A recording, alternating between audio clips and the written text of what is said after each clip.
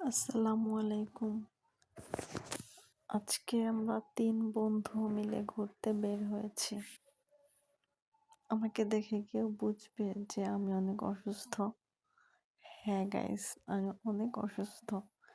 But অনেকদিন পর ৩ বন্ধু মিলে ঘুরতে বের হয়েছি তো, তাই নিজেকে ধরে রাখতে পারিনি।